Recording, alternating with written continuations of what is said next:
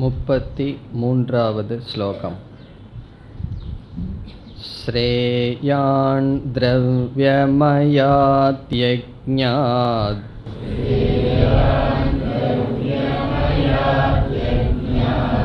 ஞானயஜ்ஞः பரந்தப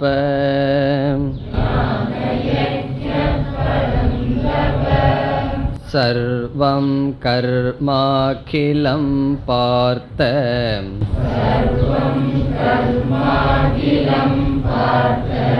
ஞானே பரிசமாப்யதே.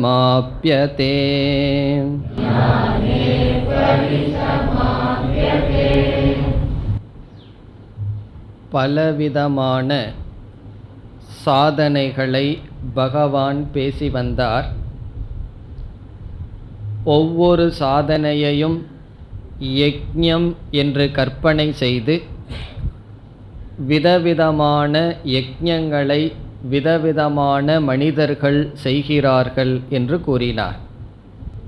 இறுதியாக யஜ்ஞக்ஷபித கல்மஷாகா, யஜ்ஞத்தினால் பாபத்தை போக்குகிறார்கள் என்று கூறி இந்த 33வது ஸ்லோகத்தில் ஒரு முக்கிய கருத்தை கூறுகிறார் என்று பார்த்தோம்.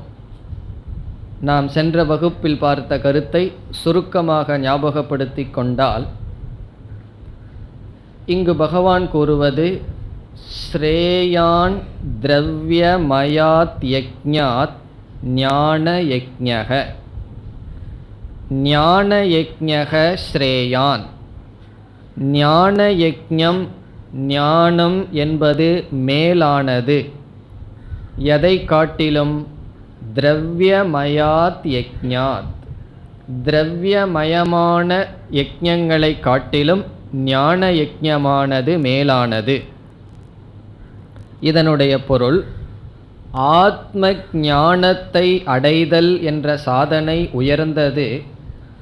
எதை ஒப்பிட்டு பார்க்கும் பொழுது என்றால், மற்ற அனைத்து சாதனைகளையும் பார்க்கும் பொழுது இதுதான் உயர்ந்தது என்று கூறினார். இங்கு ஏன் பகவான் இவ்விதம் கூறுகிறார் என்றால், நாம் எந்த சாதனை செய்தாலும், அது பிராணாயாமமாக இருக்கலாம், தியானமாக இருக்கலாம், விரதமாக இருக்கலாம், அனைத்து சாதனைகள் செய்யப்பட்டாலும் அந்த சாதனை நம்மை கர்த்தாவாகவும் போக்தாவாகவும் தான் வைத்திருக்குமே தவிர நம்முடைய கர்த்திருத்துவத்தை அது நீக்காது. நான் இதை செய்பவன் என்ற புத்தியை அது நீக்காது. அது அனித்தியமான பலனைத்தான் கொடுக்கும். பிறகு ஞானம் ஒன்றுதான் மோக்ஷம் என்ற நித்திய பலனை நமக்கு கொடுக்கின்றது. அதைவிட முக்கிய கருத்து என்னவென்றால், நம்முடைய வாழ்க்கையில் வருகின்ற பெரிய குழப்பம், எது சாதனை எது சாத்தியம் என்று தெரியாதது. பல சமயங்களில் சாதனையானது சாத்தியமாக மாறிவிடுகிறது. தியானம் அல்லது யோகாசனம் இப்படிப்பட்ட பயிற்சிகளை நாம் ஆரம்பித்து அவைகள் சாதனை என்று புரிந்து கொள்ளாமல் அவைகள் முடிவாகின்றது, சாத்தியமாகிறது. இங்கு பகவான் கூறுகின்றார், அனைத்து சாதனைகளும் சாதனைகள், ஞானம்தான் சாத்தியம். கடைசி சாதனை ஆத்மாவை அல்லது பிரம்மத்தை புரிந்து கொள்வதற்காகத்தான் இவைகள் அனைத்தும். ஆகவே வாழ்க்கையில் எந்த சாதனையை நாம் செய்ய முடியாவிட்டாலும் ஞானம் என்ற ஒன்றுக்கு நம்மை அது அழைத்து சென்றால் அதோடு முற்றுப்புள்ளி வைக்கப்படுகின்றது மற்ற சாதனைகள். ஆகவே பகவான் இங்கு கூறினார், ஞான யஜ்ஞக ஸ்ரேயான். இனி 2வது வரியை பார்த்தால், சர்வம் கர்ம அகிலம் கர்ம ஞானே பரிசமாப்யதே. அனைத்து செயல்களும், அகிலம் என்றால் மீதி இல்லாத அனைத்து செயல்களும் ஞானத்தில் முடிவடைகின்றது. இதனுடைய விளக்கத்தை பார்க்க வேண்டும். எல்லா செயல்களும் ஞானம் வந்தால் முற்றுப்புள்ளியை அடைகிறது. இதனுடைய பொருள், இந்த ஞானத்தினால் மனதில் நான் செய்ய வேண்டும், அதை செய்ய வேண்டும், இதை செய்ய வேண்டும் என்ற அரிப்பானது நின்று விடுகிறது. அது லௌகிக கர்மமாகட்டும், வைதிக கர்மமாகட்டும், ஸ்மார்த்தமாகட்டும், ஸ்ரௌத்தமாகட்டும், அனைத்து செயல்களும் என்னால் செய்யப்பட வேண்டும் என்ற உந்துதலிலிருந்து விடுதலை அடைகின்றோம். அப்போ மனசு எப்படி இருக்கும்? அதுதான் ஞானத்தினுடைய பலன். ஆகவே சர்வம் கர்ம என்ற சொல்லுக்கு ஒரு பொருள், எது என்னால் செய்யப்பட வேண்டும் என்று நினைத்து கொண்டிருக்கின்றேனோ அது முடிவடைகிறது, செய்யப்பட வேண்டும் என்ற எண்ணம் நீங்குகிறது என்பது ஒரு பொருள். இரண்டாவது பொருள், சர்வம் கர்ம என்பதற்கு அனைத்து கர்ம பலன்களும், கர்ம பலன், சஞ்சித கர்ம பலன், ஆகாமிய கர்ம பலன் என்று ஆகாமி கர்ம, சஞ்சித கர்ம இவைகளெல்லாம் பரிசமாப்யதே என்றால் நிர்மூல்யதே, நிர்மூல்யதே என்றால் அதனோடு அது வேரோடு சென்று விடுகிறது. இப்போ எல்லா கர்மங்களும் முடிவடைகிறது என்றால் நீக்கப்படுகிறது. ஞானே, ஞானே பிராப்தே சதி, ஞானம் அடைந்தால் அனைத்து கர்மங்களும் நீக்கப்படுகின்றது. இப்போ முதல் அர்த்தம் என்ன? மனதில் செய்யப்பட வேண்டும் என்ற பாவனை நீக்கப்படுகிறது. இரண்டாவது பொருள், நாம் சேர்த்து வைத்திருந்த கர்ம பலன் நீக்கப்படுகிறது. இந்த சர்வம் கர்மங்கிறதுக்கு ரெண்டு பொருள் பார்த்தோம். முதல் பொருளின்படி அர்த்தத்தை எடுத்தால் அது ஜீவன் முக்தி. உயிரோடு இருக்கும் பொழுதே மனதில் இது செய்யப்பட வேண்டும், இது செய்யப்பட வேண்டும் என்ற எண்ணம் நீங்கப்படுகிறது. மனநிறைவுடன் வாழ்கின்றான். பிறகு நாம் செய்து வைத்த கர்ம பலன் நீங்கப்படுகிறது என்பது விதேக முக்தி. பிராரப்த கர்மம் போனவுடன் புனர்ஜென்மத்தை எடுப்பதில்லை.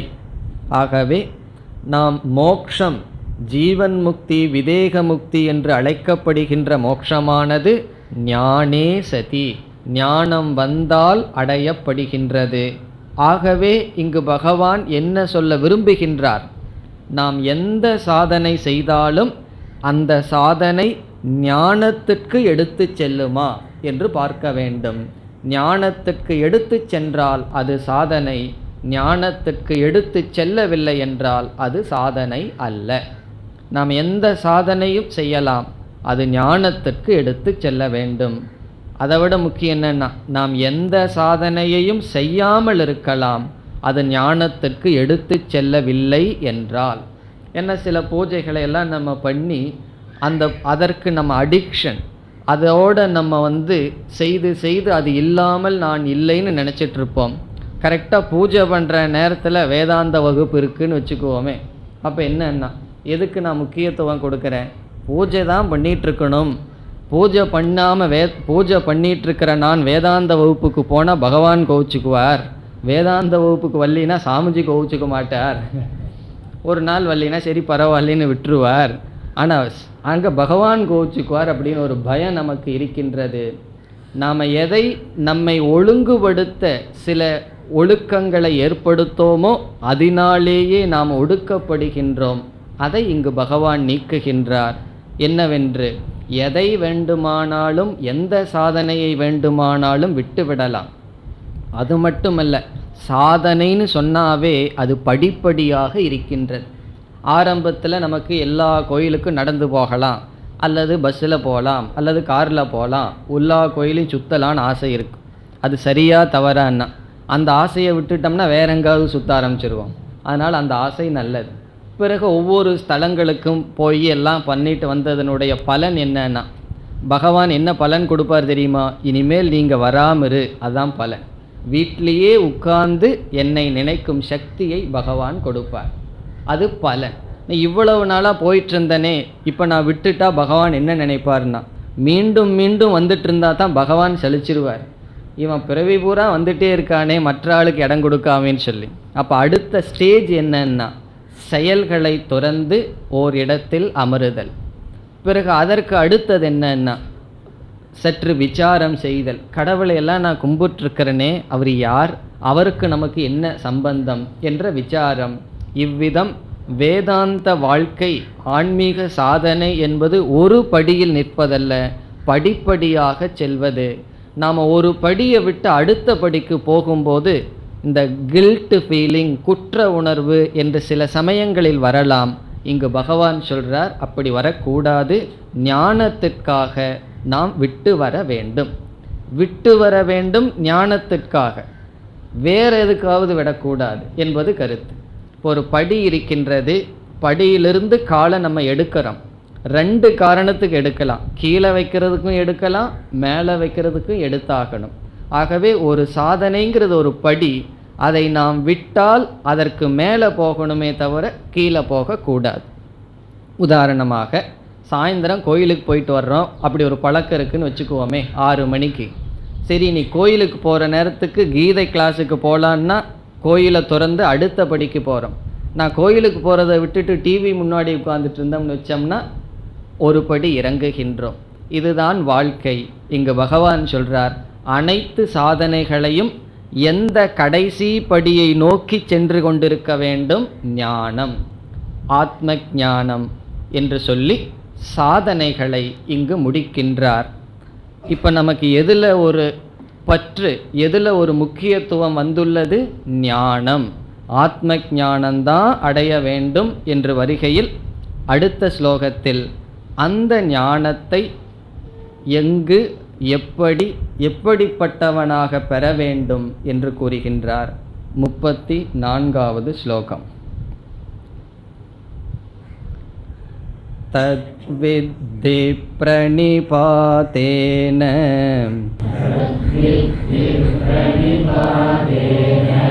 பரிப்ரஷ்னேன சேவயா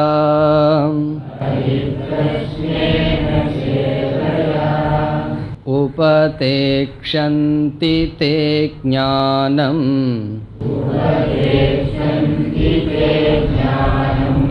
ஞானினஸ்தத்வதர்ஷினஹ.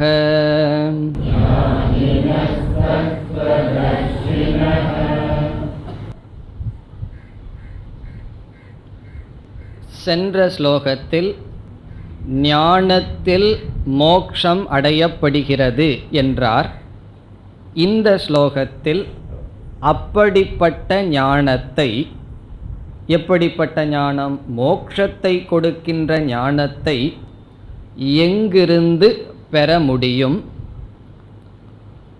எப்படி பெற வேண்டும், எப்படிப்பட்டவனாக அந்த ஞானத்தை பெற முயற்சி செய்ய வேண்டும் என்ற கருத்துக்களை கூறுகின்றார். ஞானம் எந்த இடத்திலிருந்து நமக்கு கிடைக்கும்? ஞானத்தினுடைய உற்பத்தி ஸ்தானத்தை இங்கு பகவான் கூறுகிறார்.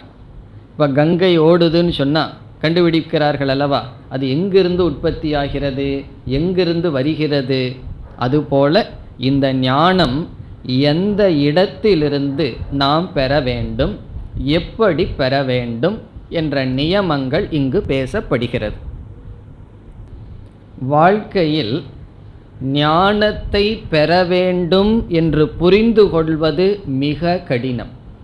ரொம்ப புண்ணியம் பண்ணியிருந்தா தான் மோட்சத்தை அடைவதற்கு, இங்கே புண்ணியம்னா சாதனைகள், தபஸ் பண்ணியிருந்தா தான் மோக்ஷங்கிற லட்சியத்தை அடையிறதுக்கு நான் ஞானத்தை அடையணுங்கிற ஞானம் வரும்.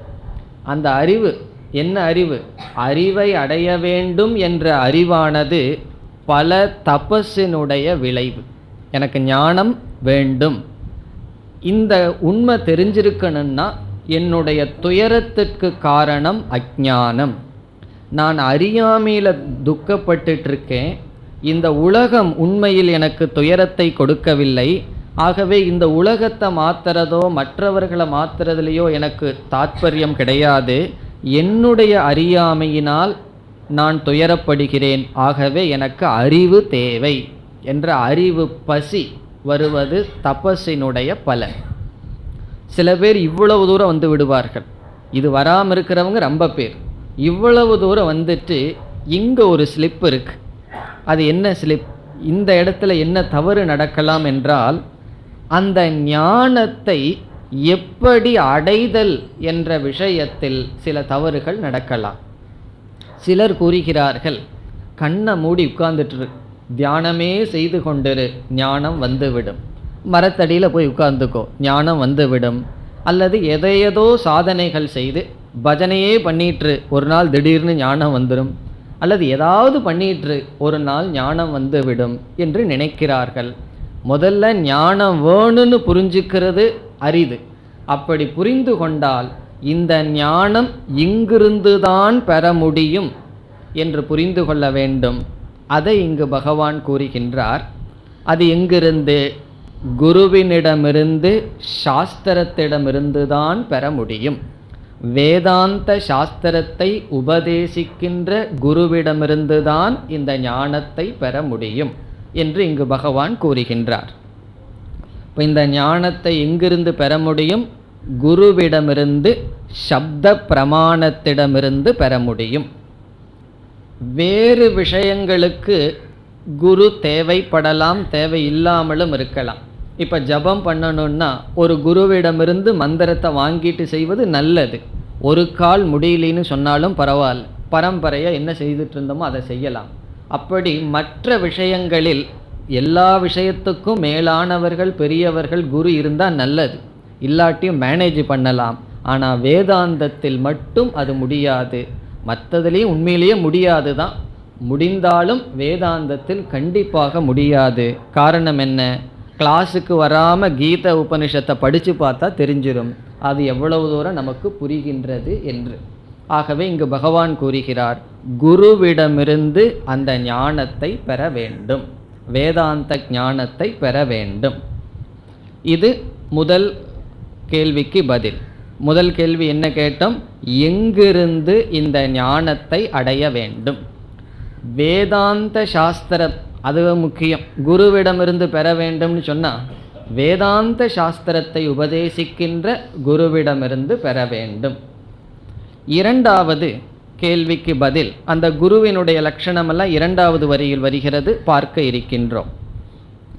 இரண்டாவது, எப்படி பெற வேண்டும், எப்படிப்பட்டவனாக இருந்து பெற வேண்டும், அது முதல் வரியில் வருகின்றது. எப்படி பெற வேண்டும் என்றால் பகவான் சொல்ல போறார், கேட்டு பெற வேண்டும், யாசித்து பெற வேண்டும். எப்படி நச்சிகேதன் யமதர்மராஜாவிடம் யாசித்து பெற்றான், கேட்டு பெற்றானோ அப்படி கேட்டு இந்த ஞானத்தை அடைய வேண்டும்னு சொல்றார். இனி அடுத்ததாக, நீ எப்படிப்பட்டவனாக இருந்து இந்த ஞானத்தை கேட்க வேண்டும், இந்த ஞானத்தை யாசிக்க வேண்டும் என்று சொல்கின்றார். அதுவும் முக்கியமல்லவா? நாம் எப்படிப்பட்டவர்களாக நம்மை மாற்றிக்கொண்டு குருவிடம் சென்று இந்த ஞானத்தை கேட்க வேண்டும். அதற்கு ஒரு உதாரணம் கூறுவார்கள். ஒருவர் பக்குவப்படாமல் தீய பழக்கங்களுடன் இருந்து கொண்டு ஒரு குருவிடம் சென்று எனக்கு மந்திரோபதேசம் செய்யுங்கள், நான் ஜபம் செய்கிறேன்னு சொன்னார். ஆனால் அவர் வேறு எல்லா விதமான பழக்கங்களும் வைத்திருந்தார். குரு சொன்னார், நான் அப்படி உனக்கு கொடுக்க மாட்டேன், முதல்ல சில பழக்கங்கள் எல்லாம் உன்னை விட்டு போகணும், அது வரைக்கும் நான் அந்த மந்திரத்தை உபதேசிக்க மாட்டேன்னு சொன்னார். இவன் கேட்கவில்லை. இல்லை, நீங்கள் எனக்கு உபதேசித்தான் ஆகணும்னார். சரின்னு சாப்பிட போனார் குரு அவனை கூட்டிட்டு. அவர் ஒரு பிளேட் எடுத்தார். அந்த பிளேட்டில் பூரா அசுத்தங்களாக இருந்தது, பாச்சை இவைகள் முதல் கொண்டு இருந்தது. அப்போ அந்த சிஷ்யன் மந்திரத்தை கேட்டானே, அவங்ககிட்ட சொன்னார், இந்த பாத்திரத்தில் நான் சாப்பிட வேண்டிய சாப்பாடை எடுத்து போடு அப்படின்னார். அவன் சொன்னான், குருவே உங்களுக்கு புத்தி இருக்கணும், ஆனால் ஏன் இப்படி கூறுகிறீர்கள்? இந்த அசிங்கமான பாத்திரத்தில் அந்த சாதத்தை போட்டால் சாதமே கெட்டு போயிருமே அப்படின்னார். அப்போ சொன்னார், அதே போல் அசுத்தமான பாத்திரமான உன்னுடைய மனசில் மந்திரத்தை போட்டால் மந்திரமே கெட்டு போயிடும், நீ திருந்த மாட்டாய் என்று உபதேசித்ததாக கதை. இதனுடைய அர்த்தம் என்னன்னா, எப்படிப்பட்ட பாத்திரமாக இருந்து கொண்டு குருவிடம் செல்ல வேண்டும், அதுதான் முதல் வரியினுடைய சாரம். பகவான் கூறுகின்றார். இப்பொழுது போவோம், சிஷ்யனுடைய லட்சணத்துக்கு முதல் வரியில் வர்றார். பிறகு சிஷ்யனுடைய லட்சணத்தை மட்டும் சொன்னால் பத்தாதா, குருவோட லட்சணம் சொல்லக்கூடாதான்னா அது ரெண்டாவது வரி. இப்போ 2 பேர்த்தினுடைய லட்சணம் சொல்ல போகிறார். சிஷ்யர்களுடைய லட்சணம், குருவினுடைய லட்சணம். அது 2வது வரி. இனி முதலில் சிஷ்யனுடைய லட்சணத்திற்கு செல்லலாம். என்ன சொல்றார் பகவான்? தத் வித்தி. வித்தி என்றால் தெரிந்துகொள், நீ அறிந்துகொள். தது அதை, தது என்றால் அதை தெரிந்துகொள், அதை அறிந்துகொள், அதை அடைவாயாக. அறிதல் அடைதல் ஒரே பொருள். அதை என்றால் எதை? இதற்கு முன்னாடி என்ன சொன்னார் பகவான்? ஞானம். அந்த ஞானத்தினால மோட்சம்னு சொன்னார். ஆகவே ஞானம் என்று பொருள். ஞானத்தை நீ அறிந்துகொள், பிரம்மத்தை அறிந்துகொள், பிரம்ம ஞானத்தை நீ தெரிந்துகொள். இப்போ தத் அது என்ற சொல்லுக்கு முதல் பொருள் ஞானம். 2வது பொருள், 2 பொருள் இருக்கு. 2வது பொருள் ஞான உபாயம். அந்த ஞானத்திற்கான உபாயத்தை நீ தெரிந்துகொள்.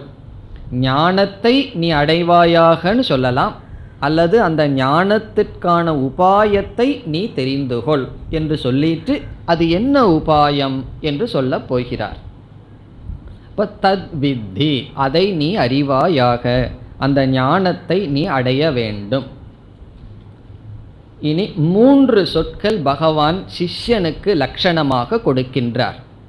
வேதாந்தத்தை ஒருவரிடம் படிக்க நாம் செல்லும் பொழுது எப்படிப்பட்டவனாக செல்ல வேண்டும், எப்படிப்பட்ட பாவனையை நம்முடைய மனதில் வைத்திருக்க வேண்டும் என்று 3 சொற்கள் இங்கு சொல்லப்படுகிறது. ஒவ்வொன்றாக பார்ப்போம். முதல் சொல் பிரணிபாதேன. பிரணிபாதேன என்ற, பிரணிபாதம் என்றால் விழுந்து வணங்குதல். நீச்சைகி பதனம், சாஷ்டாங்க நமஸ்காரம்னு சொல்கிறோமே, அப்படி உடலில் விழுந்து நமஸ்காரம் செய்தல். பிரணிபாதேன. குருவுக்கு முன் நாம் விழுந்து நமஸ்காரம் செய்வது எதற்காகனா, எக்ஸசைஸுக்காகவா? உளுந்து எந்திரிச்சா கொஞ்சம் ஃப்ரெஷ்ஷாக இருக்குங்கிறதுக்காகவான்னா? நம்முடைய ஷரீர அங்கம் நிலத்தில் படுது, அதில் கடைசி அங்கம் என்னன்னா நம்முடைய மனம். நம்முடைய மனம் விழுக வேண்டும். நம்முடைய மனம் விழுக வேண்டும் சொன்னால் நம்முடைய அகங்காரத்தை சமர்ப்பிக்க வேண்டும். நம்முடைய உடலை சமர்ப்பிப்பது என்பது அகங்காரத்தை சமர்ப்பிப்பது. இதெல்லாம் தான் நம்ம நாட்டில் இருக்கிற பெருமை, ஒரு கலாச்சாரம். வெளிநாட்டில் போனால் குருவும் சிஷ்யனும் 2 பேர் கால் மேலே கால் போட்டுட்டு இவங்கிட்ட அவன் தீயை வாங்கிட்டு உட்காந்துட்டு இருப்பான், கையில் எதையோ வச்சுட்டு. ஏன்னா அவர்களுக்கு அந்த கான்செப்டே இல்லை. குருன்னு சொன்னால் ரெஸ்பெக்ட் பண்ணணும். அது ஃபிலாசபி படிக்கிற குருவாக இருக்கட்டும், வேற படிக்கிற குருவாகட்டும். அந்த ஞானம் எப்போ வரும்னா, ஞானத்திடம் இருப்பவர்களிடம் நமக்கு பக்தி இல்லைன்னா அந்த ஞானம் நமக்கு வராது. ஆகவே இதுதான் கலாச்சாரம், கல்ச்சர் என்று சொல்வது. இங்கே பகவான் சொல்றார் பிரணிபாதேன என்றால் நமஸ்காரம் செய்து. இந்த சொல்லானது வினயக பணிவு என்ற சாதனையையும் அகங்காரத்தை சமர்ப்பித்தல் என்ற சாதனையையும் காட்டுகிறது. ஏன்னா நமக்கு அகங்காரம் இருந்தால் நம்ம போய் நமஸ்காரம் பண்ணுவோமோ? வணங்கா முடினெல்லாம் சொல்லிட்டு உட்கார்ந்துட்டு இருப்போம். நான் யாரையும் நமஸ்கரிக்க மாட்டேன்னு சொல்வோம் அல்லவா? ஆகவே இது அகங்காரத்தை சமர்ப்பித்தல், பணிவை குறிக்கின்றது. இதுதான் மிக மிக முக்கியமான சாதனை. வேற எந்த ஞானத்துக்கும் பணிவெல்லாம் இல்லாட்டியும் வந்துடும். ஆத்ம ஞானம், வேதாந்த ஞானம் அவ்வளவு சுலபமாக வராது. ஆகவே பணிவு அவசியம். இப்போ ஷரீரத்தில் விழுந்து வணங்குதல், அங்கே தாத்பரியம் வணங்குதல்ல இல்லை, அந்த பணிவினுடைய எக்ஸ்பிரஷன், பணிவு வெளிப்படுகிறது வணங்குவதாக. எதற்கு நம்முடைய அகங்காரத்தை தியாகம் செய்ய வேண்டும், சமர்ப்பிக்க வேண்டும் என்றால், நான் என்று இருக்கும் வரை இந்த ஞானத்தை அவரிடமிருந்து திறந்த மனதுடன் பெற முடியாது. ஏன்னா ஒரு பெரிய வசதியுடைய ஒருவர் இருக்கார், நல்லா வேற படிச்சிருக்கார், பெரிய போஸ்ட்டில் வேற இருக்கார். அப்போ அவருக்கு ஆஃபீஸில் எப்படி இருக்குன்னா எல்லாமே அவருக்கு சல்யூட் அடிப்பார்கள், வசதி இருக்குது. அப்படி இருக்கும் பொழுது ஒவ்வொருவரும் அவரை பார்த்து சல்யூட் பண்ண பண்ண அவருடைய ஈகோ கொஞ்சம் ஸ்ட்ராங்காகிட்டே இருக்கும், மேலே போயிட்டே இருக்கும். காரணம் என்ன? இந்த உலகம் அவருக்கு அப்படி ஒரு ட்ரீட்மெண்ட் கொடுக்கும் பொழுது அவருடைய அகங்காரம் அவ்வளவு தூரம் வலுத்து இருக்கும். அதோட குரு கிட்ட வந்து நின்னா குருவுக்கு ரொம்ப கஷ்டம் அந்த அகங்காரத்தை அடித்து விழுக்காட்டுறது. அதனால் அவரையே அது செய்து விட்டால் அந்த காரியத்தை அவரே செய்ய வேண்டும். அந்த அபிமானத்தை, அல்லது அவர் ரொம்ப படிச்சிருக்கலாம், குருவுக்கு வந்து மற்ற ஞானம் இல்லாமல் இருக்கலாம், அவர் வந்து மற்ற விதமான அறிவு இருக்கலாம், பணம் இருக்கலாம், என்ன வேண்டுமானாலும் இருக்கலாம், அல்லது மற்ற சாஸ்திரம் படித்திருக்கலாம். அவர் வருபவர் சிஷ்யன் வந்து வியாக்கரணத்தை குருவை விட அதிகமாக படிச்சிருக்கலாம். குரு வந்து வெறும் 4 வேதாந்த உபநிஷத்தை மட்டும் படிச்சுட்டு உட்காந்துட்டு இருப்பார். அவர் வந்து தர்க்க சாஸ்திரத்தை படிச்சிருக்கலாம். அப்படியெல்லாம் இருக்குது. ரிஷிகேஷில் போய் பார்த்தோம்னு சொன்னால் சிஷ்யன் வந்து பெரிய மேதாவியாக இருப்பான். குரு வந்து அடிக்கடி கேட்டுக்குவார் பாடம் எடுக்கும்போது, இந்த இடத்துல தர்க்கத்தில் என்ன சொல்லுதுன்னு சிஷ்யன் பதில் சொல்லுவான். ஆனால் அவங்ககிட்ட பணிவு இருக்கும். காரணம் என்ன? எனக்கு எல்லா சாஸ்திரமும் தெரிஞ்சாலும் வேதாந்தம் தெரியவில்லை. அவருக்கு மற்ற ஞானம் இல்லாட்டியும் வேதாந்தத்தினுடைய விஷன் இருக்கு. ஆகவே அவனுக்கு அந்த பணிவு வந்துவிடும். அவ்விதம் நம்ம எப்படிப்பட்ட தகுதி இருந்தாலும் பணிவு, அகங்காரத்தை துரத்தல் முக்கியமான சாதனை. அதைத்தான் பகவான் பிரணிபாதேன என்று கூறுகிறார். இனி அடுத்த சொல், அடுத்தது எடுத்துக்குவோம். பரிப்பிரஷ்னேன பிறகு பார்க்கலாம். சேவையா. சேவை என்றால் பணிவிடை செய்தல் மூலம். நீ இப்படி செய்து அவர்களிடம் ஞானத்தை கேட்கணும்னு சொல்கிறார். அதில் இரண்டாவது சேவா. சேவா என்றால் சர்வீஸ், பணிவிடை செய்தல், குருவுக்கு பணிவிடை செய்தல். இது செய்ய வேண்டும் என்று பகவான் கூறுகிறார். இதெல்லாம் பிராக்டிக்கலாக குருகுலத்தில் இருக்கும் பொழுது சிஷ்யன் வந்து குருகுலத்திற்கு செல்கின்றான். அங்கே குரு வந்து ஆளெல்லாம் வச்சுக்க மாட்டார், ஒவ்வொன்றுக்கும் ஒவ்வொரு ஆளெல்லாம் சிஷ்யர்கள் தான் எல்லாம் செய்யணும். அப்போ பணிவிடை செய்தல், அந்த ஆசிரமத்தை பாதுகாக்க குருவுக்கு பணிவிடை செய்தல். இதிலையும் பல கருத்துக்கள் இருக்கின்றன. ஒன்று, ஒரு சிஷ்யன் குருவிடம் செல்கின்றான். நம்ம கற்பனை பண்ணுவோம், அவன் பிரம்மச்சாரியாக குருவிடம் செல்கின்றான். அப்படி செல்லும் பொழுது வைராகியம் அவனுக்கு கொஞ்சம் இருந்திருக்கின்றது. குருவிடம் சென்று ஞானத்தை அடைய வேண்டும் என்று கேட்கின்றான். அப்பொழுது என்னதான் கொஞ்சம் வைராகியத்தினுடைய தூண்டுதலில் வந்தாலும் அவனுக்குள் ராகத்வேஷங்கள், காமக்ரோதங்கள் எல்லாம் இருக்கத்தான் செய்யும். எல்லாம் கொஞ்சம் மறைஞ்சிருக்கும் அல்லது கொஞ்சம் இருக்கும். சாஸ்திரம் வந்து ராகத்வேஷம், காமக்ரோதம் இப்படிப்பட்ட அசுத்தத்தை நீக்க கர்மயோகம்தான் சாதனைன்னு சொல்கிறது. இந்த சிஷ்யன் என்ன செய்துட்டான்? எல்லாத்தையும் விட்டுட்டு கிரகஸ்தாசிரமத்துக்கு போய் கர்மயோகம் செய்யாமையே நேராக குருகுலத்துக்கு சென்றிருக்கான்னா அவனுக்குள்ள இருக்கிற கொஞ்சம் அசுத்தங்கள் எல்லாம் இருக்கு. அது நீங்குவதற்கு அவனுக்கு கர்மயோகமாக இருப்பது குருவுக்கு செய்கின்ற சேவை. அப்போ சேவை எப்படி சிஷ்யனுக்கு பயன்படுகிறது என்றால், கர்மயோகமாக இருந்து அவனுடைய ராகத்வேஷங்களை நீக்க பயன்படுகிறது. அது சேவையினுடைய முதல் பலன். குரு சேவையினால் குருவுக்கு பணம் கொஞ்சம் மிச்சமாகுது, அது ஒரு பலன், அப்படியும் இருக்கலாம். அது சிஷ்யனுக்கு என்ன பலன்னு நான் சொல்கிறேன். குருவுக்கு சேவை செய்கிறதுனால குருவுக்கு என்ன பலன்கிறத பற்றி இங்கே பேச்சில்லை. சிஷ்யனுக்கு கிடைக்கின்ற பலன் ராகத்வேஷங்கள், காமக்ரோதங்கள் நீங்குகின்றன. காரணம் அது கர்மயோகம் ஆகின்றது. அவன் ஒன்றையும் எதிர்பார்த்து அவனுடைய சேவையை செய்யவில்லை. இனி இரண்டாவது முக்கியமான பலன். முதலும் முக்கியமான பலன்தான். இரண்டாவது பலன் என்னவென்றால், குருவானவர் எப்படிப்பட்ட ஞானத்தை கொடுக்கின்றார்? சிஷ்யன் எப்படி வர்றான்? சிஷ்யன் வந்து அவனுடைய மனதில் அவன் சம்பாரித்து வச்ச ஐஸ்வர்யங்கள், அவனுடைய பவர், மனைவி மக்கள் எல்லாம் ரொம்ப சந்தோஷமாக இருந்து, இவனும் சந்தோஷமாக இருந்தால் வருவானா? வருவான். வந்து நமஸ்காரம் பண்ணிவிட்டு இதே போல் இருக்கிறதுக்கு ஆசீர்வாதம் பண்ணுங்கன்னு வாங்கிட்டு போயிடுவான். ஏன்னா நான் ரொம்ப சந்தோஷமாக இருக்கேன், இல்லை மனைவி மக்கள் எல்லாம் என் சொல்ல கேட்டுட்ருக்காங்க, அதனால சந்தோஷமாக இருக்கேன். இதே போல் இருக்கட்டும்னு ஆசீர்வாதத்தை வாங்கிட்டு போயிடுவான். கேட்கவெல்லாம் மாட்டான், ஆத்ம ஞானத்தை கொடுங்கன்னு சொல்லி. இப்போ சிஷ்யன் எப்படி வருவான்னு உபனிஷத் சொல்லுது, தீப்த சிராகா, தலையில் தீ பிடிச்சவன் எப்படி தண்ணியை நோக்கி ஓடுறானோ அப்படி இந்த சம்சாரத்தில் தவித்து வருகின்றான். இதில் சுகம் இருக்குன்னு நினச்சி போய் இதில் சுகம் இல்லை துக்கம்தான்னு உணர்ந்து வைராகியத்தில் தூண்டப்பட்டு குருவிடம் வருகின்றான். அப்போ குரு என்ன சொல்கிறார், நீ தான் பிரம்ம, நீ தான் ஆனந்த ஸ்வரூபம்னு சொல்கிறார். இவன் என்ன அனுபவிச்சுட்டு வந்திருக்கான், துக்கத்தோடு வந்திருக்கான், துக்கியாக வந்து நின்று கொண்டு இருக்கின்றான். குரு சொல்கிறார், நீ ஆனந்த ஸ்வரூபம்னு உனக்கு நான் உபதேசம் பண்ண போகிறேன். அவனுக்கு எப்படி நம்பிக்கை வரும் இந்த வாக்கியத்தில்? ஆகவே குருவினுடைய உபதேசத்திற்கும் தன்னுடைய அனுபவத்திற்கும் பெரிய வேறுபாடு வேதாந்தத்தில் இருக்கின்றது. இப்போ இந்த வேறுபாடு இருக்கின்றதல்லவா, இந்த வேறுபாடு இருந்தும் கூட குருவிடமிருந்து இவன் பாடம் கேட்கணும். இந்த வேறுபாட்டை அனுபவிக்கின்றான். என்னுடைய அனுபவமோ ராகத்வேஷம் இருக்குது, துக்கம் இருக்குது. குரு சொல்கிறார், நீ எல்லாம் அதற்கு அப்பாற்பட்டவன்னு சொல்லி.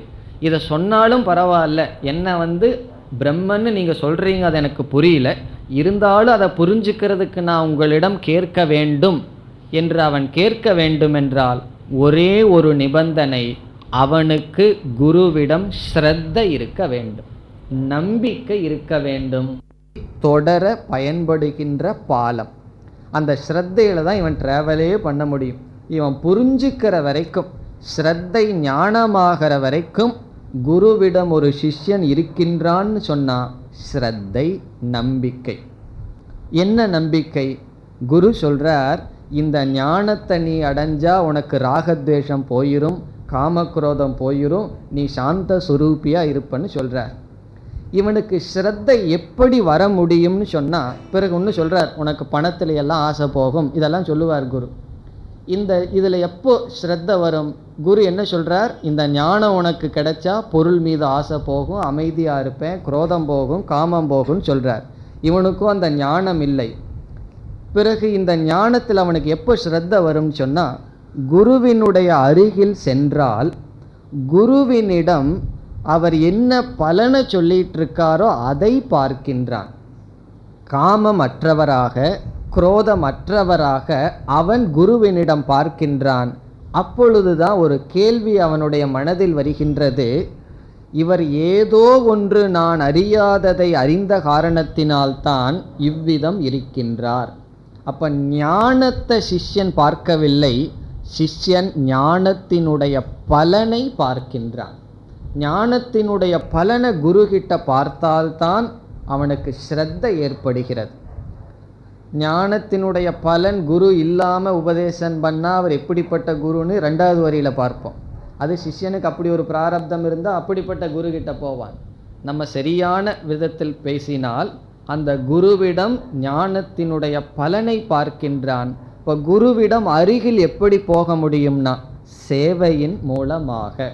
இப்போ சேவை செய்வதன் மூலமாக அவன் குருவினுடைய மற்ற நேரங்களில் இருக்கின்றான். வகுப்பு நேரத்தில் மட்டுமல்லாமல் ஒன்று இருக்கும் பொழுது அந்த வாழ்க்கையே அவனுக்கு பாடமாக மாறுகிறது. அந்த வாழ்க்கை என்ன பாடம் கொடுக்குதுன்னா, இந்த சாஸ்திரத்தில் ஸ்ரத்தையை கொடுக்கின்றது. ஏன் ஸ்ரத்தையை கொடுக்கின்றது? இந்த ஞானத்தினுடைய பலனை பார்க்கின்றான், ஆகவே ஸ்ரத்தை வருகிறது. எல்லாமே அப்படித்தானே. ஒரு டாக்டர்கிட்ட போகிறார் ஒருவர், அவர் ஏதோ மருந்து கொடுக்குறார், சரியாயிடுது. அதே போல் எனக்கும் தலைவலின்னு இனியொருவர் சொல்கிறார், நான் இது மருந்து எனக்கு சரியாயிருக்கு, நீ அதே டாக்டர்கிட்ட போ, அதே மருந்தை வாங்குன்னு சொல்கிறார்கள். அதனுடைய அர்த்தம் என்னென்னா, இந்த பலனை அனுபவிச்சுட்டா, பலனை ஒருத்தரிடம் பார்த்தா நமக்கு ஸ்ரத்த வந்துடும். இப்போ ஸ்ரத்த எதில் வரும்னா, ஒன்றை கூறி அதனுடைய பலனை அனுபவிக்கும் பொழுது வருகின்றது. அது வரைக்கும் ஸ்ரத்தை வராது. ஆகவே இந்த ஸ்ரத்தை வர சேவையானது துணை புரிகின்றது.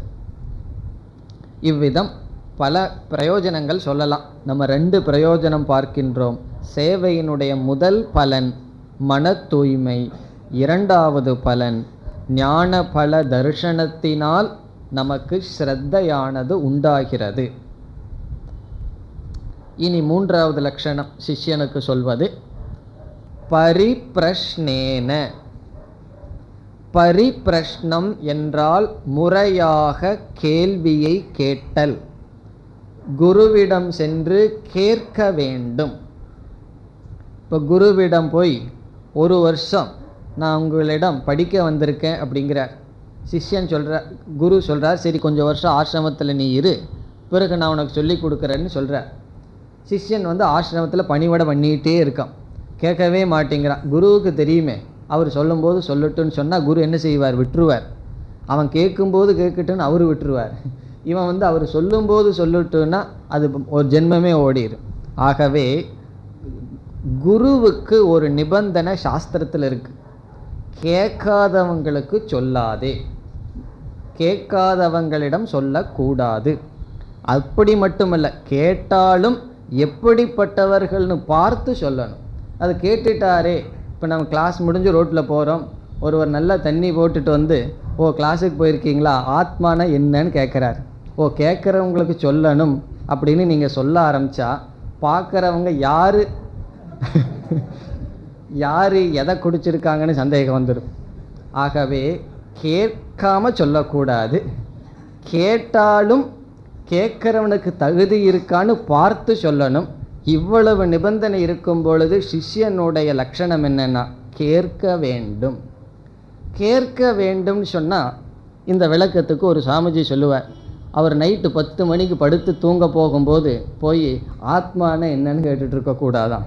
பரிப்ரஷ்னேனம் சொன்னால் காலத்தை அறிந்து தெளிவாக எப்பொழுது தான் பக்குவம் அடைந்து குரு சொல்லும் சூழ்நிலை இருக்கின்றதோ இதையெல்லாம் பார்த்து கேட்க வேண்டும்.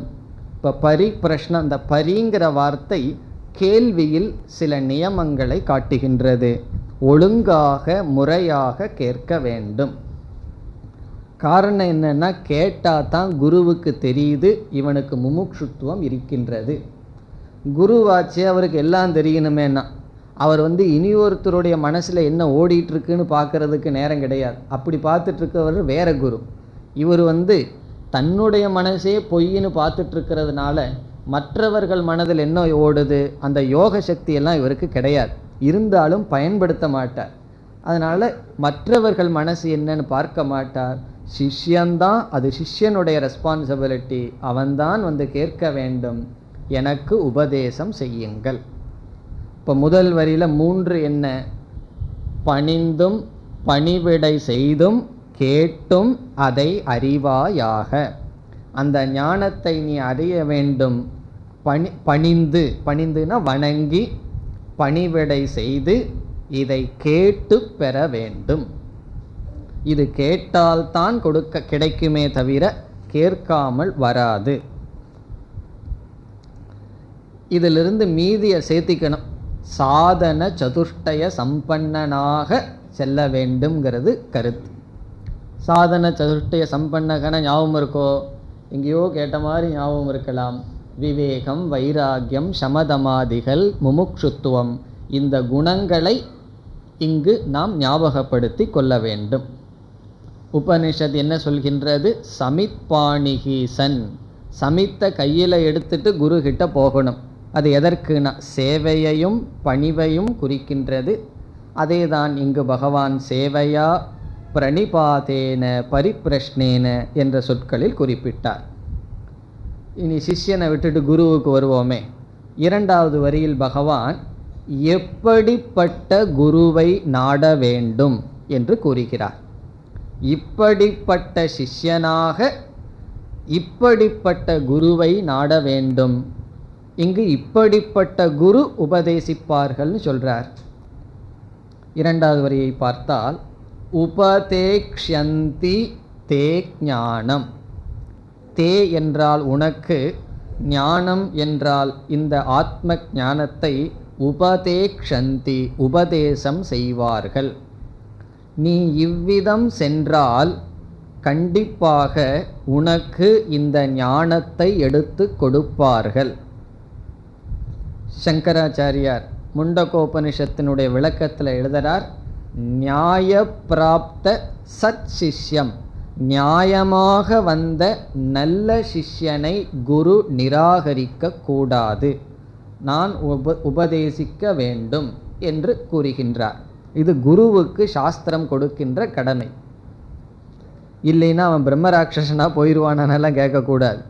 குருவுக்கு என்ன கடமைன்னு சொன்னால், குரு சொல்லலைன்னா அவருக்கு ஏதாவது ஒரு நிபந்தனை வந்துடுமான்னா கிடையாது. அவர் ஜீவன் முக்தி விதேக முக்தி அடைஞ்சாச்சு. வேறொரு இடத்தில் சங்கரர் கூறுவார், குரு உபதேசம் பண்ணுறதுக்கு காரணம் என்னன்னா கிருபா. அவர் கிருபையின் வசத்தினால் உபதேசிக்கின்றார். அல்லது உபதேசம் பண்ணல அப்படின்னு சொன்னால் செத்து போய் வேற ஏதாவது போயிடுவோன்னு பயத்தினாலேயோ வேற காரணத்தினாலேயோ அல்ல. ஆகவே உபதேக்ஷந்தி, உபதேசம் செய்வார்கள். அந்த குருவுக்கு 2 லட்சணம் பகவான் கொடுக்கின்றார். சிஷ்யனுக்கு 3 லட்சணம் கொடுத்தது போல் இங்கு 2 லட்சணம். இப்படிப்பட்ட குரு உபதேசிப்பார்கள். அதனுடைய அர்த்தம் இப்படிப்பட்ட குருவை நாட வேண்டும் என்பது. என்ன லட்சணம்? ஞானிநக என்பது முதல் லட்சணம். ஞானிகள். ஞானிகள் என்றால் அறிந்தவர்கள். இந்த பிரம்ம தத்துவத்தை கேட்டவர்கள், கேட்டு புரிந்து கொண்டவர்கள், அல்லது இதை முறையாக படித்தவர்கள், கேட்டவர்கள். இரண்டாவது தத்துவதர்ஷினக, அந்த ஞானத்தில் நிலை பெற்றவர், தத்துவத்தை பார்த்து கொண்டிருப்பவர்கள். தத்துவதர்ஷி என்றால் அந்த தத்துவத்தை பார்ப்பவர்கள். ஆத்மாவை பற்றி கேட்டவர்கள், ஆத்மாவை பார்ப்பவர்கள். ஞானினக ஞானிகள், தத்துவதர்ஷினக தத்துவத்தை பார்த்து கொண்டு இருப்பவர்கள். இங்கு பகவான் பன்மையில் சொல்றார். பன்மைனா ப்ளூரல்ல சொல்றார். காரணம் என்னன்னா மரியாதைக்காக. இப்போ நீ என்றால் ஒருமை, நீங்கள்னா பன்மை. ஆனால் பெரியவர்களிடம் நீங்கள்னு தானே சொல்கிறோம், ஒரு மரியாதைக்காக. ஆகவே குருவுக்கு மரியாதைக்காக ஞானினக தத்துவதரிசினக உபதேசிப்பார்கள் என்று கூறுகிறார். இப்போ இங்கே 2 லட்சணம் வருகின்றது. ஞானி, இனி ஒன்று தத்துவதரிசி. ஞானி தத்துவதரிசி என்று குருவுக்கு 2 லட்சணம். இப்படிப்பட்ட குருவை அடைய வேண்டும். இனி ஒவ்வொன்றாக பார்க்கலாம். ஞானினக என்ற சொல் உபனிஷத்தில் 2 லட்சணம் குருவுக்கு சொல்லப்பட்டது. ஸ்ரோத்ரியக பிரம்மனிஷ்டக என்று அந்த ஸ்ரோத்ரியன் என்ற கருத்தை குறிக்கின்றது. ஞானி என்ற சொல்லுக்கு பொருள் ஸ்ரோத்ரியன். ஸ்ரோத்ரியன்கிற சொல்லுக்கு பொருள் தெரியலையேன்னா பார்க்க போகின்றோம். அடுத்தது தத்துவதர்ஷி என்ற சொல்லுக்கு பொருள் பிரம்மனிஷ்டன். ஸ்ரோத்ரியம் பிரம்மனிஷ்டம் அபிகச்சேத் என்று முண்டக ஸ்ருதி இருக்கின்றது. ஸ்ரோத்ரியன் என்றால் என்ன என்றால், முறைப்படி வேதாந்த சாஸ்திரத்தை கேட்டவர்கள். ஸ்ரோத்ரியன் என்பதனுடைய லட்சணம் சாஸ்திரம் முறைப்படி படித்தவர்கள். நம்ம ஒரு குரு கிட்ட போகணும். அந்த குருவுக்கு என்ன தகுதினா, அவருக்கு குரு இருந்திருக்கணும், அதுதான் தகுதி. அவர் சொல்கிறார், எனக்கு குருவெல்லாம் கிடையாது, நான் என்னுடைய சுயமான புத்தியிலேயே கண்டுபிடிச்ச விஷயம்னா என்ன செய்யணும்னா அதை நீங்களே வச்சுக்கோங்கன்னு திரும்பி வந்துடணும். நீங்கள் கண்டுபிடிச்சது உங்களிடமே இருக்கட்டும், குருவிடமிருந்து வாங்கியிருந்தால் நான் வருகிறேன்ட்டு போகணும். அப்போ நாம் போகிற குருவுக்கு என்ன லட்சணம்? அவருக்கு குரு இருந்திருக்க வேண்டும். அதனுடைய அர்த்தம் என்னன்னா, இவர் ஒழுங்காக பாடத்தை படித்திருக்க வேண்டும், வேதாந்தத்தை முறையாக படித்திருப்பது ஸ்ரோத்ரியக. ஸ்ரோத்ரியகன கேட்டவன், வேதாந்தத்தை முறையாக படித்தவர் என்று பொருள். முறையாக படித்தல் என்றால் சாஸ்திரத்தில் இவ்விதம் கூறுவார்கள், பத வாக்கிய பிரமாணஜ்ஞக என்று சொல்வார்கள். பத வாக்கிய பிரமாணஜ்ஞக. ஞகன அறிந்தவன். எதை அறிந்தவன்? பத வாக்கிய பிரமாணம். இந்த ஞானத்துடன் வேதாந்தம் படித்தவரா? பதம் என்றால் சொற்கள், ஒரு சொல் எப்படி தோன்றியது என்ற இலக்கணம் படித்தவர்கள். அப்போ பதஜ்ஞக என்றால் வியாக்கரணம் படித்தவர். இப்போ பதம்னு சொன்னால் இலக்கணம். அந்த இலக்கணம் படித்தாதான் உபனிஷத்தை நேரடியாக நாம் புரிந்து கொள்ள முடியும். ஆகவே பத ஞானம். பதம்னு சொன்னால் ஒரு சொல் எப்படி உற்பத்தி ஆகுது, எந்த வினை அடியிலிருந்து வருகிறது. வினை அடின்னு சொன்னால் நில், ஓடு, நட, இதையெல்லாம் வினை அடின்னு சொல்லுவோம். இப்போ நிற்கிறான், ஓடுகிறான்னு சில சொற்களை சேர்த்து ஒரு பொருளில் வினை சொல்லாக வருகிறது. அப்படி ஒரு வினை சொல்லுன்னு சொன்னால் அது எதிலிருந்து உற்பத்தி ஆகிறது. இவ்விதம் சாஸ்திரத்தினுடைய பொருளை நன்கு புரிந்து கொள்ள வேண்டும் என்றால் இலக்கணம் அவசியம். அந்த ஞானம் பதம். இனி அடுத்த சொல் வாக்கியம். பதங்களெல்லாம் சேர்ந்தா ஒரு வாக்கியமாக மாறுகிறது. வாக்கியம்னா சென்டென்ஸ். இந்த விசாரம் பூர்வ மீமாம்சையில் செய்யப்பட்டுள்ளது. ஒரு வாக்கியம் எப்படியெல்லாம் ஞானத்தை கொடுக்கும், வாச்சியார்த்தம், லட்சியார்த்தம், வெங்கியார்த்தம் என்று அந்த வாக்கியத்திற்கு பல விதத்தில் அர்த்தத்தை கொடுக்கும் என்ற விசாரம் இருக்கிறது. அல்லது ஒரு வாக்கியம் பிரமாண வாக்கியம், அர்த்தவாத வாக்கியம் என்றெல்லாம் இருக்கின்றது. இப்போ உதாரணமாக தாய் குழந்தையிடம் திட்டுகிறாள். ஏதோ ஒரு தவறு குழந்தை செய்து விட்டது, நீ தொலைஞ்சு போ அப்படின்னு சொல்கிறா கோபத்தில். இப்போ இந்த வாக்கியத்தை சாஸ்திரத்தில் என்ன சொல்வார்கள், இது பிரமாண வாக்கியம் அல்ல. பிரமாண வாக்கியம்னா நிஜமாலுமே அது விரும்பி சொல்வதல்ல, அது கோபத்திலிருந்து வந்த வாக்கியம். அதனுடைய அர்த்தம் அதை அர்த்தமாக எடுத்துக்கொள்ளக்கூடாது, அனர்த்தமான வாக்கியம். இப்படியெல்லாம் ஒவ்வொரு சூழ்நிலையிலும் இருக்கின்ற வாக்கியத்தை ஆராய்ச்சி எது சரியான வாக்கியம்ங்கிற விசாரம் பண்ணுறது பூர்வ மீமாம்சா. அது வாக்கிய ஞானம். பிரமாண ஞானம்ங்கிறது தர்க்க சாஸ்திரம். தர்க்க சாஸ்திரத்தில் தான் பிரத்யக்ஷ பிரமாணம், அனுமான பிரமாணம், அர்த்தாபத்தி பிரமாணம் என்ற விசாரமெல்லாம் இருக்குது.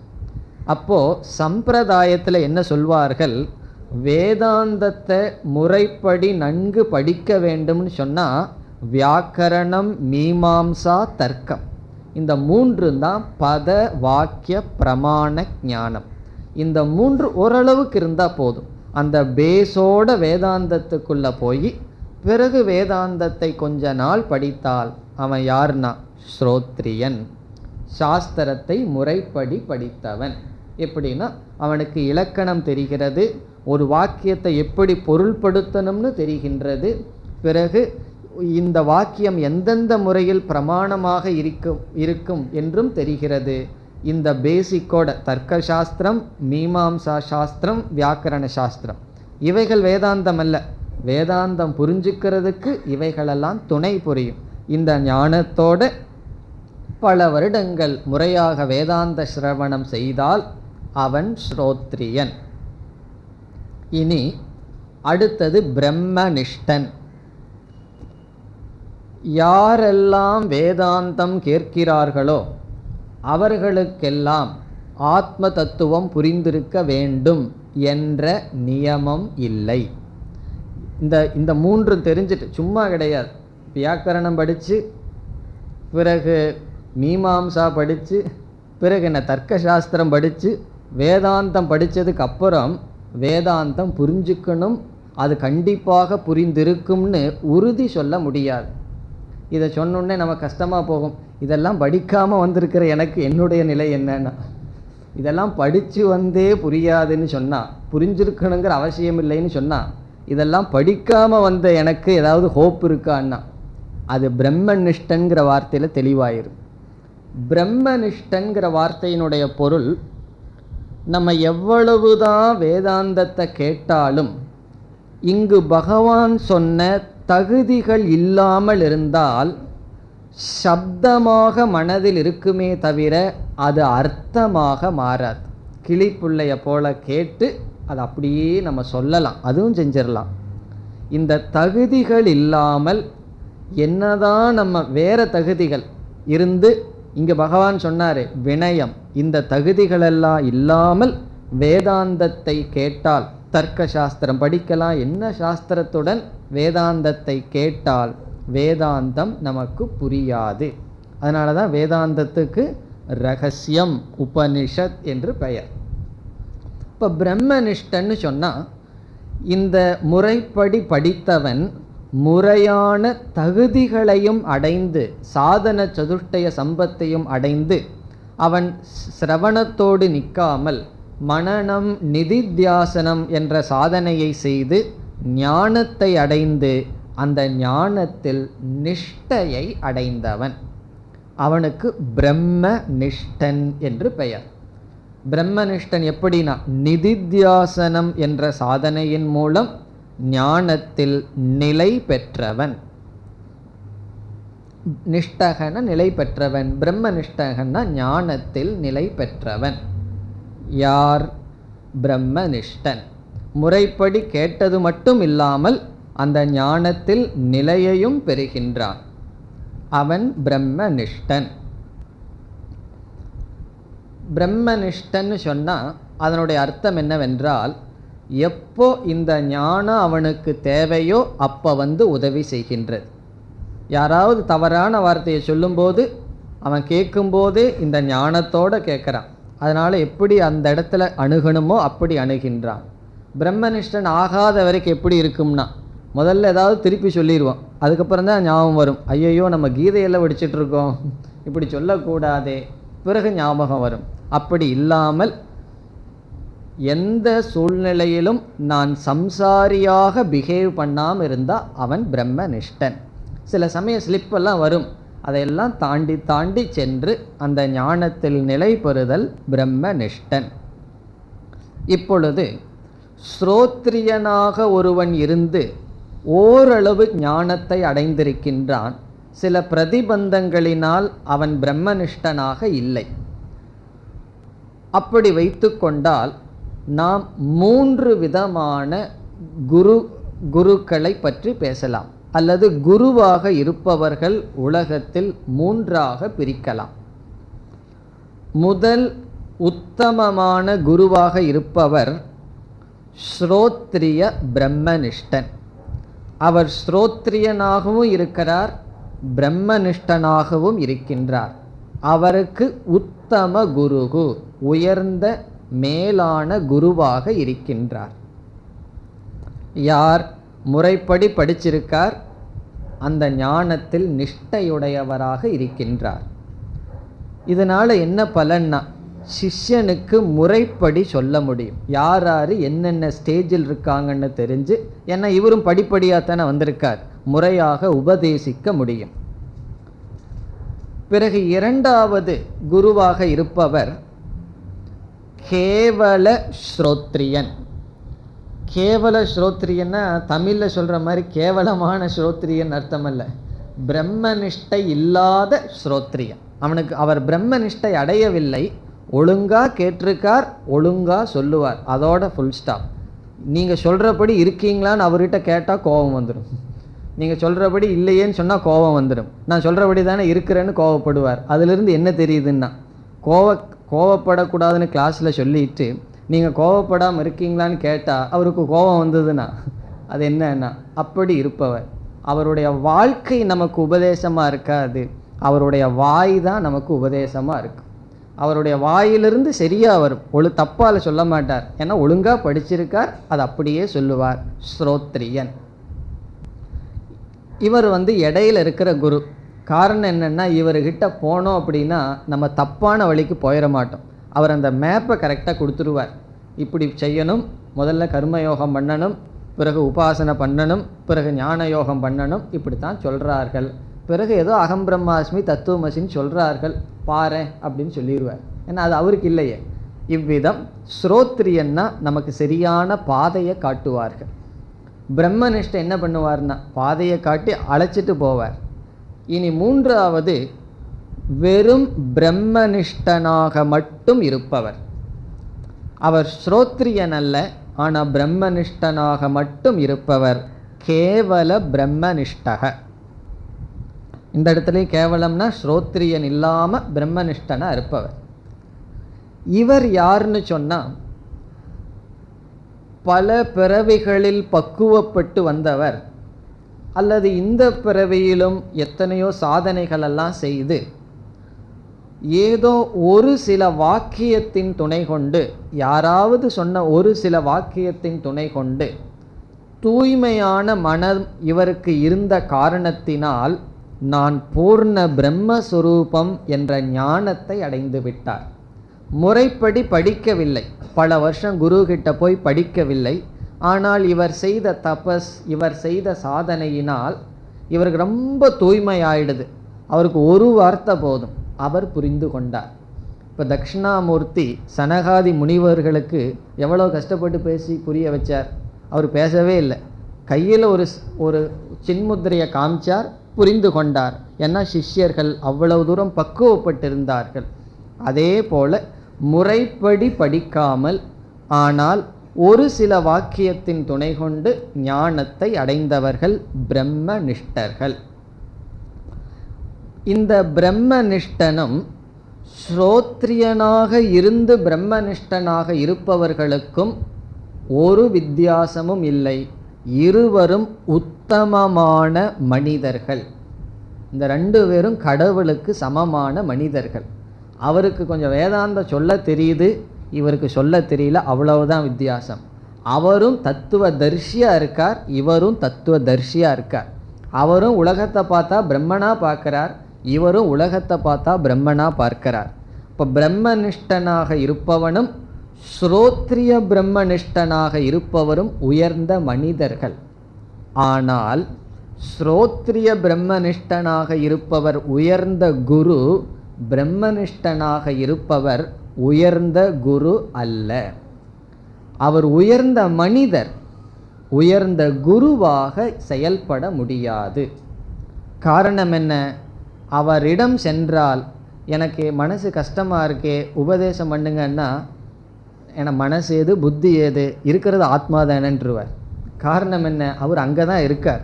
அவர் ஆத்மாவிலேயே இருக்கிறதுனால முறைப்படி படிக்காத காரணத்தினால் அவருடைய உபதேசம் ஹையர் லெவல் இருக்கிற ஸ்டூடெண்ட்ஸுக்கு தான் பொருந்துமே தவிர ஆரம்பத்தில் இருக்கிறவங்களுக்கு படிப்படியாக செல்ல தெரியாது. ரமண மகரிஷியுடைய புஸ்தகங்கள் எடுத்து படித்தோம்னா அவர் ஹையஸ்ட் லெவல்ல இருந்து தான் பேசுவார். நம்ம இந்த சாதனைகளை எல்லாம் பண்ணிட்டு போனால் தான் அந்த புஸ்தகங்களை புரிந்து கொள்ள முடியும். ஆரம்பத்தில் செல்பவர்களுக்கு அது புரியாது. காரணம், அவர் பிரம்ம நிஷ்டர், முறைப்படி படிக்கவில்லை. அதனால் முறைப்படி உபதேசம் அவர் செய்யவில்லை. அதனால் நம்ம தவறாக எடுக்கக்கூடாது. ஸ்ரோத்ரியம் பிரம்மனிஷ்டனும் உயர்ந்த மனிதர்கள், உத்தமமானவர்கள். ரெண்டு பேர்த்துக்கும் எந்த விதத்திலையும் வித்தியாசம் கிடையாது. ஆனால் அவர் குருவாக இருந்து செயல்படலாம், இவர் குருவாக இருந்து செயல்பட முடியாது. இப்போ இவர்கிட்ட என்ன பண்ணணும்னா ஆசீர்வாதத்தை வாங்கிட்டு அங்கே போயிடணும், அல்லது ஏதாவது ஸ்ரோத்ரியங்கிட்ட போய் படிச்சுட்டு இவர்கிட்ட ஆசீர்வாதத்தை மட்டும் வாங்கணும். காரணம் என்ன? உபதேசத்தை வாங்கினா அந்த உபதேசத்துலேயும் தப்பு இல்லை, அதையும் கவனமாக புரிஞ்சுக்கணும். பிரம்மனிஷ்டன் தப்பாக உபதேசம் பண்ணுவாரா? தப்பாக உபதேசம் பண்ண முடியாது. ஏன்னா அவருக்கு சரியான திருஷ்டி தான் இருக்குது. அவருடைய உபதேசத்தை வாங்கி கொள்கிற நிலையில் நம்ம இல்லை. இவ்விதம் விதவிதமான குரு பேசப்படுகிறது. இங்கு ஞானினக தத்துவதர்ஷினக என்பது ஸ்ரோத்ரிய பிரம்மனிஷ்டனை குறிக்கின்றது. மேலும் அடுத்த வகுப்பில் பார்க்கலாம். ஓம் பூர்ணமத பூர்ணமிதம் பூர்ணாத் பூர்ணமுதச்யதே பூர்ணஸ்ய பூர்ணமாதாய பூர்ணமேவாவசிஷ்யதே. ஓம் சாந்தி சாந்தி சாந்தி.